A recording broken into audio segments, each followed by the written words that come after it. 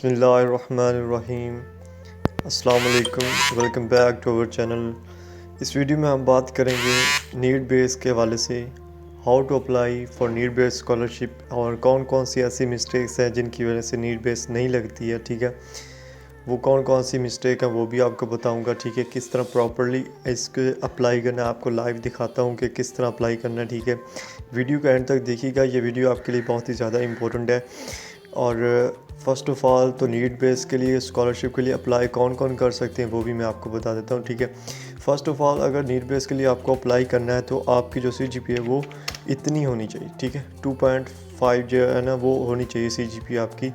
और जो होते हैं न्यू सेमेस्टर वाले, ठीक है, जो न्यू सेमेस्टर वाले हैं उनके लिए भी ये होता है कि उनके जो पिछले मार्क्स होते हैं, मतलब जो पिछला उन्होंने FSC की होती है उसके हिसाब से लगती है। ठीक है, इस पे अप्लाई करना पड़ता है। एक होती मेरिट बेस, उस पे अप्लाई करने की ज़रूरत नहीं होती, इस पे अप्लाई करना पड़ता है।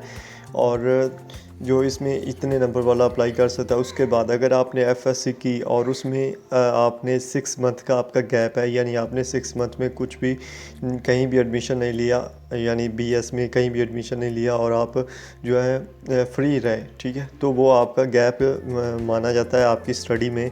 तो ऐसे जो लोग हैं वो नीड बेस्ड स्कॉलरशिप पे अप्लाई करने के काबिल नहीं है, वो अप्लाई नहीं कर सकते हैं। ठीक है, तो सिंपली अप्लाई किस तरह से करना है पहले ये बताता हूँ और साथ में आपको मिस्टेक्स भी बता दूंगा कि क्या क्या मिस्टेक्स हैं। ठीक है, चलते हैं अपने LMS पे। जैसे ही आप अपने LMS पे आते हैं, ठीक है, आपके सामने यहाँ पे जो हमारे पास है स्टूडेंट सर्विस का ऑप्शन आता है। यहाँ पे आप जैसे ही क्लिक करते हो तो नेक्स्ट आपके पास जो है यहाँ पे अकाउंट्स का ऑप्शन है। ठीक है, और यहाँ पे आपको नीड बेस का ऑप्शन जो है वो नज़र आ रहा होगा। ठीक है, यहाँ पे आपने क्लिक करना है। ठीक है, और जैसे ही आप नीड बेस पे क्लिक करते हो तो आपके सामने जो नीड बेस का ऑफिशियल पोर्टल है वो आ जाता है। ठीक है, यहाँ पे सबसे पहले रूल्स और प्रोसीजर मैं आपको एक चीज़ बता दूँ, आपने जो जो चीज़ लिखनी है वो ऑथेंटिक होनी चाहिए, अपने से बना के नहीं लिखनी। ठीक है, फ़र्स्ट ऑफ़ ऑल तो उन्होंने पूछा है कि आप सेल्फ़ सपोर्टेड हो या फैमिली सपोर्टेड हो। ठीक है, अगर आप फैमिली सपोर्टेड हो तो आप फैमिली पे जैसे ही क्लिक करोगे, आपने देखा यहाँ पे सेल्फ़ सपोर्टेड था तो यहाँ पे आपको अपनी, अगर आप कोई जॉब बिज़नेस वगैरह करते हो तो आप यहाँ पे लिख सकते हो। अगर आप फैमिली सपोर्टेड हो तो आपको यहाँ पे आ जाएगा कि फैमिली सपोर्टेड में क्या क्या चीज़ें हैं। ठीक है, यहाँ पे आपका जो सपोर्ट कर रहा है, यानी जो आपको सपोर्ट कर रहा है वो कौन है, फ़ादर कर रहा है या गार्डियन। गार्डियन मतलब अगर फ़ादर नहीं है उस सूरत में गार्डियन आपका जो है वो कौन है। ठीक है, जैसे आप गार्डियन पे क्लिक करोगे तो यहाँ पे आपको गार्डियन का नेम लिखना है। अगर आपका फ़ादर है तो आपने फ़ादर पे क्लिक करने के बाद यहाँ पे नेम लिखना है, उनका CNIC नंबर लिखना है। ठीक है, जॉब टाइप आपने लिखनी है अगर कोई बिज़नेस है और जॉब है। ठीक है, NTN होता है, नेशनल टैक्स नंबर होता है। ठीक है, मतलब ये उनको दिया जाता है जिनका काफ़ी बड़ा बिज़नेस होता है। ठीक है, यहाँ देखें बिज़नेस में आ रहा है ये। ठीक है, और जब अदर्स में हम करते हैं तो यहाँ पे आ जाता है, यानी जो आपने जो जो भी इनके अलावा जॉब के अलावा कोई भी काम करते हैं। ठीक है, लाइक कोई भी ऐसा काम जो ना जॉब में माना जाए ना ही मतलब जो है वो बिज़नेस हो। ठीक है, तो वो अदर्स में करके आप यहाँ पे लिख सकते हो। उसके बाद आपकी जो कंपनी या बिज़नेस है उसकी आपने इन्फॉर्मेशन देनी। यहाँ पे कंपनी बिज़नेस की इन्फॉर्मेशन नहीं देनी, जस्ट आपने यहाँ पे अपना एड्रेस लिखना है, फ़ोन नंबर लिखना है, मोबाइल लिखना है, ईमेल लिखनी तो वो भी लिख दें। डेजिग्नेशन जो है इसका मतलब कोई होता है ख़ास होता है, वो भी लिखने की ज़रूरत नहीं है। ठीक है, इसको लिखने की ज़रूरत नहीं है डेजिग्नेशन को। ठीक है, ये वाला जो है इसको ऐसे छोड़ दें। ठीक है, उसके बाद है कि आप कितनी देर से वर्क कर रहे हैं। ठीक है, एनुअल इनकम कितनी है, जो आपने अपने फादर की जॉब लिखी है ना, यहाँ पे ये जो जॉब आपने लिखी, ठीक है, यहाँ पे वो वाली आपने चीज़ बतानी कि वो उनको कितना अर्सा हो गया इस काम को करते हुए। ठीक है, उसके बाद एनुअल इनकम आपने लिखनी है, अंदाज़ा लगा लेना आपने कि कितनी हो जाती है। उसके बाद आपका जो हाउस है वो अपना है या रेंट पे है। ठीक है, अगर अपना है तो इसको टिक कर देना। ठीक है, अगर रेंट पे तो उसको कर देना। ठीक है, उसके बाद है हमारे पास होम एड्रेस जो आएगा।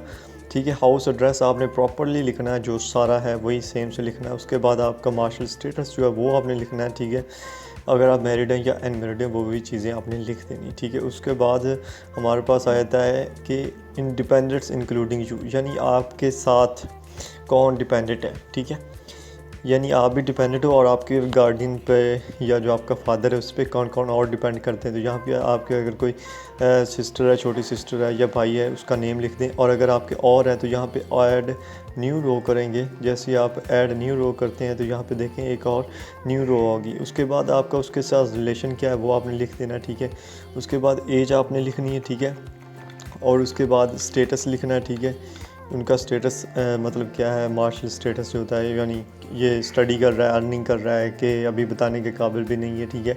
तो ये आपने चीज़ें लिख देनी है। उसके बाद उसकी जो फ़ीस इनकम है, यानी उसकी जो फ़ीस है, अगर तो वो स्टूडेंट है तो उसकी फ़ीस लिख देनी है, अगर वो मतलब जॉब कर रहा है तो उसकी जो इनकम है वो लिख देनी है। दोनों में से एक चीज़ जब यहाँ पे आप स्टेटस चूज़ करोगे तो वो आ जाएगी, ठीक है।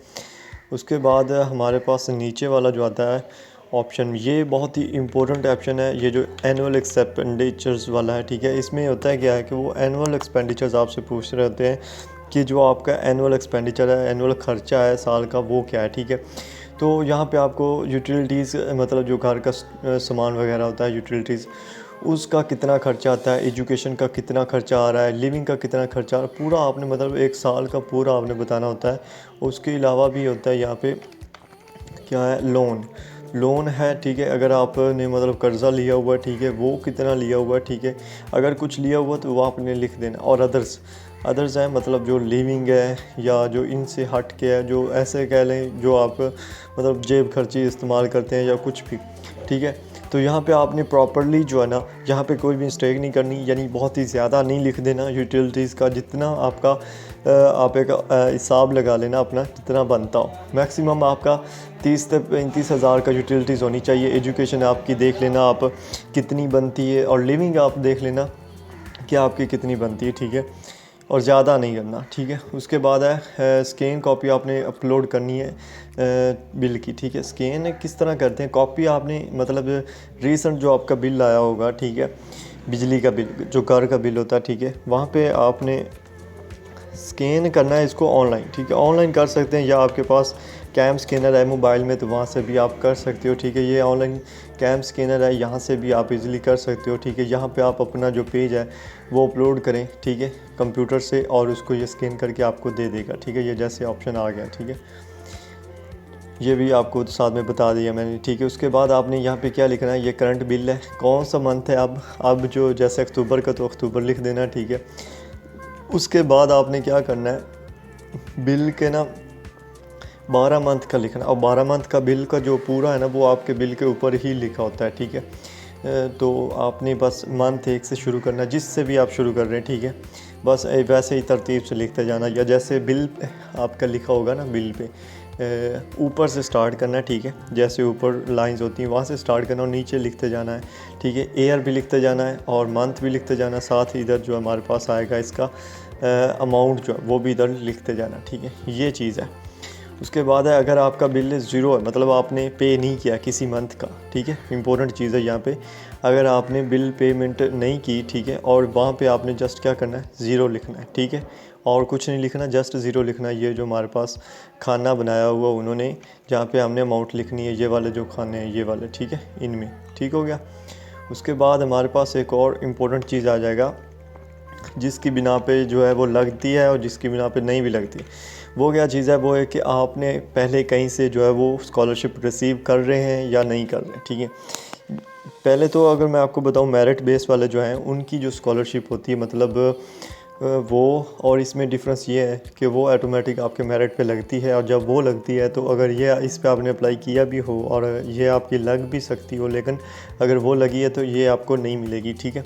सिंपली अगर वो नहीं लगती तो फिर ये आपको मिलेगी। और अगर इसके अलावा भी आप कहीं और से कुछ स्कॉलरशिप गेन कर रहे हैं, तो अगर कर रहे हैं तो यस करके सोर्स, अमाउंट और ईयर लिख दें, और अगर नहीं कर रहे हैं तो नो कर दें सिंपली, और बाकी को छोड़ दें, ठीक है। अब रेफरेंस जो है, रेफरेंस हमने कितने देने होते हैं, रेफरेंस हमने 2 देने होते हैं। एक देने कौन से होते हैं, इंपॉर्टेंट है।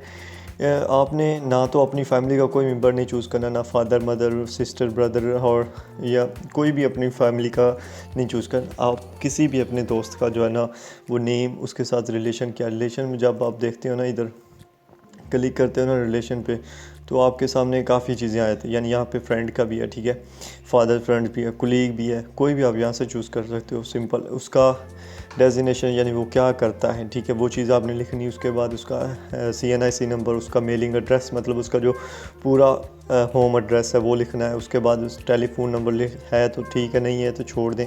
मोबाइल नंबर लिखना है, और ईमेल है तो ठीक है, नहीं तो छोड़ दें, ठीक है, सिंपल। इसी तरह दूसरे रेफरेंस में भी सेम यही चीज़ करनी है। उसके बाद एक और इम्पोर्टेंट जो लास्ट पे आता है, जिस पे भी काफ़ी बेस करती है नीड बेस, वो क्या चीज़ है, यहाँ पे आपने वजह लिखनी होती है कि आप ये क्यों चाहते हैं ठीक है। और आपके पास है 250 कैरेक्टर्स होते हैं, ठीक है।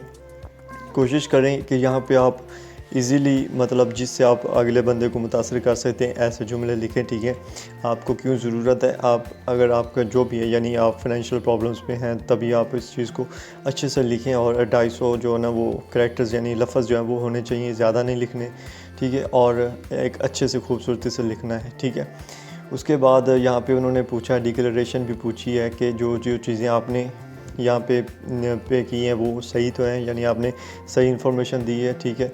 उसके बाद उन्होंने बताया कि एरर्स और जो हैं ओमिशंस वो भी एक्सेप्टेड हैं, यानी अगर कोई गलती हो जाती है लिखने में तो वो एक्सेप्टेड है, ठीक है। और यूनिवर्सिटी जो है वो क्या है, उसके पास राइट है कि वो आपको स्कॉलरशिप जो है वो दे या ना दे, ठीक है। उसके पास राइट है, ठीक है। तो यहाँ पे आपने जैसे सबमिट रिक्वेस्ट करेंगे तो ये आपका सबमिट हो जाएगा, ये दोबारा से वैसे ही नज़र आएगा, आपने दोबारा इसको फिल नहीं कर, बस ये सबमिट हो जाएगा और आपके सामने यहाँ पे एक पॉपअप विंडो आ जाएगी जिसमें लिखा होगा कि आपकी जो है एप्लीकेशन वो सबमिट हो गई है, ठीक है। तो ये सिंपली सा प्रोसेस है इसमें।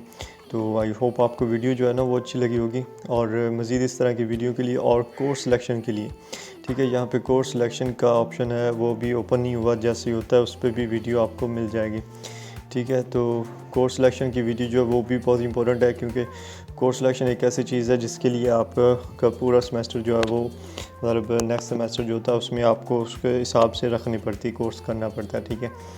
तो आई होप आपको वीडियो अच्छी लगी होगी, मिलते हैं नेक्स्ट वीडियो में। और अगर अभी तक आपने चैनल को सब्सक्राइब नहीं किया तो काइंडली कर दें, ताकि आने वाले इस तरह के जो वीडियोज़ हैं वो भी आपको मिलती रहें। मिलेंगे इंशाल्लाह नेक्स्ट वीडियो में, अपना ख्याल रखिएगा, अल्लाह हाफिज़।